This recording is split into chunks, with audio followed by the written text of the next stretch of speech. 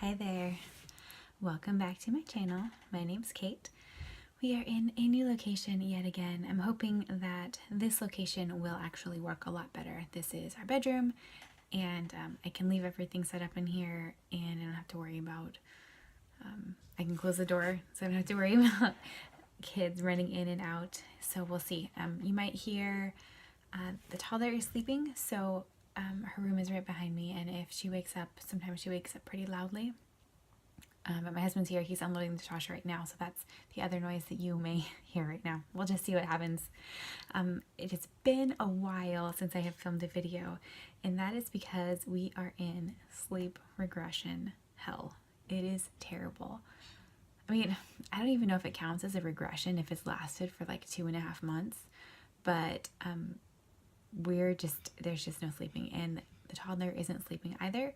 So it's basically like one kid or another is up at least once an hour all night long, every night, and everybody around here is exhausted. So needless to say, not only has there not been a lot of reading time, but there definitely hasn't been time to film a video about the reading that I haven't really been doing.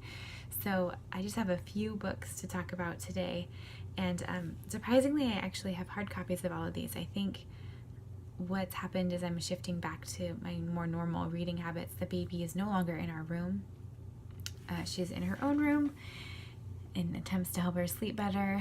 Well, I don't know if anything is working at this point, but I'm able to read more hardcover or more paper, like actual physical books, rather than books on the Kindle app on my phone, because she's also not just nursing for hours and hours on end most of the time.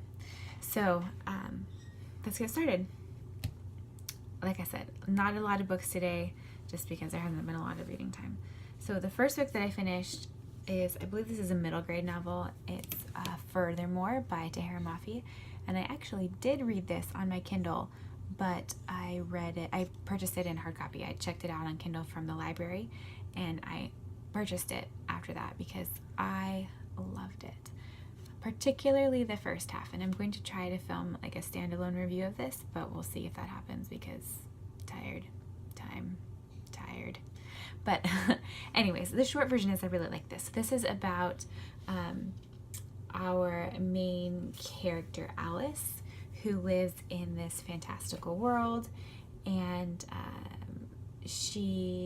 her father has disappeared several years prior, and she goes on kind of a magical quest to try to find her father with a boy named Oliver.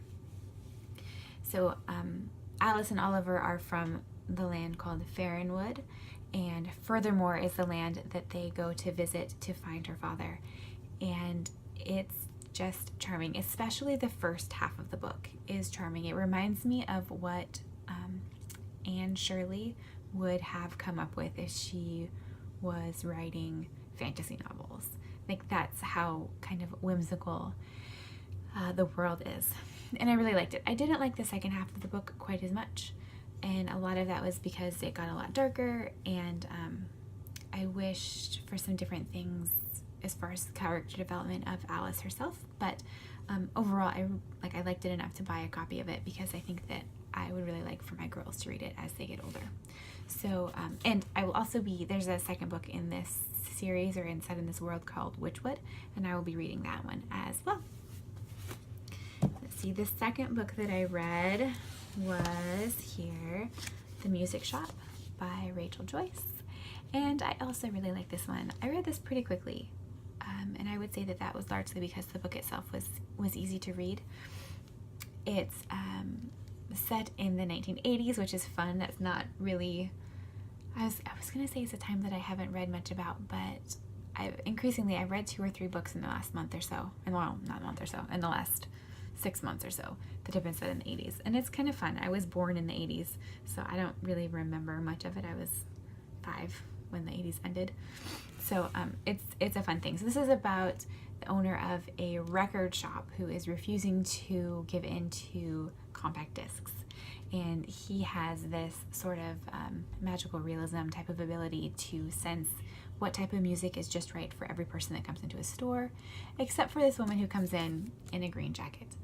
And it tells the story, his story and her story, and the auxiliary characters in the book are also just charming. It's everything that I would expect from Rachel Joyce after having read The Unlikely Pilgrimage of Harold Fry several years ago.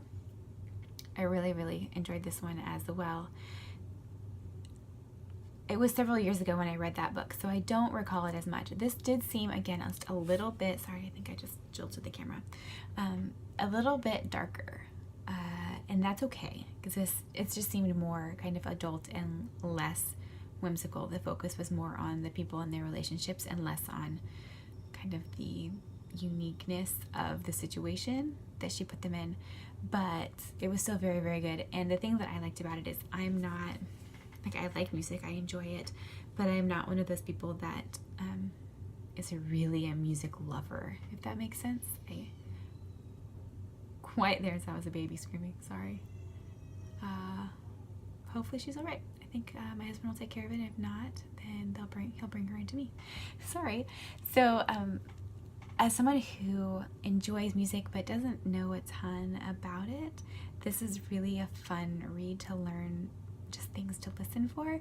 And then I also, there is Rachel Joyce, I believe it was Rachel Joyce, somebody created a Spotify playlist of some of the songs that are mentioned in the book. So I was listening to that playlist a lot while I was reading it, and that was super fun. I highly recommend that as well.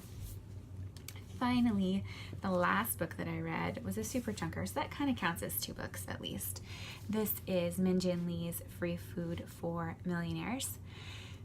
And this is about Casey Han, who is a Korean immigrant. Her family was immigrated from Korea when she was a small girl, and she's just graduated from Princeton when the book opens. And it's like the beginning of the summer after she's graduated, and the whole world is her oyster, blah blah blah. But she and her parents have very different ideas of what her future should look like, if that makes sense. And the fallout of that is basically what the rest of the book is about. And I read this because it was the February pick for it's on Instagram and Goodreads. It's called Words Between Worlds book club. And so it's about, it's basically a diverse books book club, and I thought that sounded really interesting. So it was really good. I did not love Casey as much as a lot of other people have loved Casey. And I think part of the problem is that her flaws and my flaws are not the same. And so I had a hard time relating to her. Not that I didn't think her flaws were realistic, but they're the type of flaws that, because they're not the ones I don't feel them. My flaws are kind of the opposite of her. So her flaws, for example, she is an overspender. She goes into debt, credit card debt, and just because she's buying clothes. And I am the opposite type of person who will not buy clothes even if I do have money, because I think I don't have money. I'm overly pragmatic sometimes. And so to me that was a really frustrating thing for me, just stop buying the clothes, just stop buying them. And I think that it was written really well to help me try to understand that, but I still didn't have quite as much patience for her as I think I could have had. Also, no sleep, so not a lot of patience for anybody. So those are the 3 books that I finished. On my Kindle, I am reading currently The Cruelest Month by Louise Penny. I am not the biggest Louise Penny fan, but this is the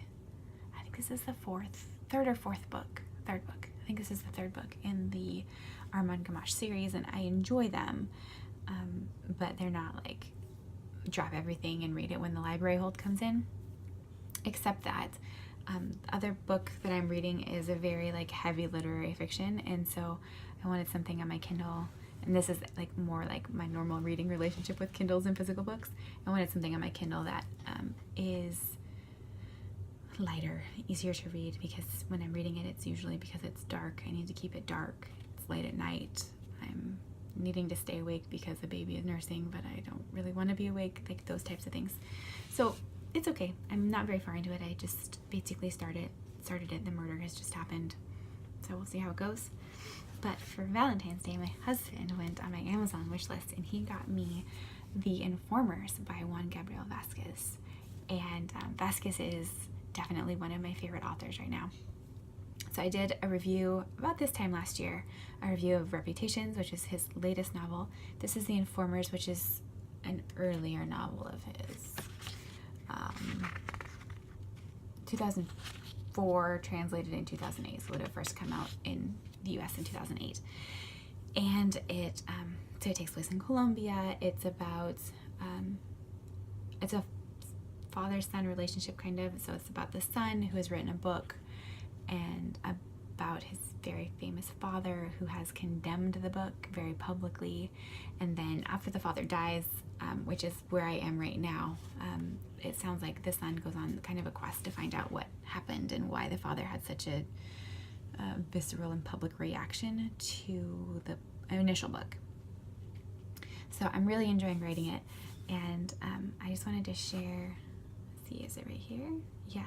So I was reading last night in between baby waking up, and I turned to my husband and I said, "This is why I love this author. This is why I'm so glad that you got me this book for Valentine's Day." So this is a quote from the book. It says, "The rule that says that death is as definitive as any..." Nope, that's not what the book says. Let me try again one more time. "The rule says that death is as definitive as anything can be on earth. That's why it's so disconcerting when a man changes after death. And that's why biographies and memoirs get written, those cheap and democratic forms of mummification." I love it. So I'm excited to keep reading this. I'm literally sometimes only getting to read like a half a page at a time because the baby only sleeps for 2 minutes at a time. So fun times. But I'm liking it, I'm underlining a ton, and I'm really enjoying just kind of delving into this work because I really feel like Vasquez does really fun things with words, and also I guess through his translator, Anne McLean, they do really fun things with words. So that is what I'm reading. Let me know if any of these sound interesting or if you've read any of them. I would love to hear about it, and I will talk to you hopefully soon. Bye guys.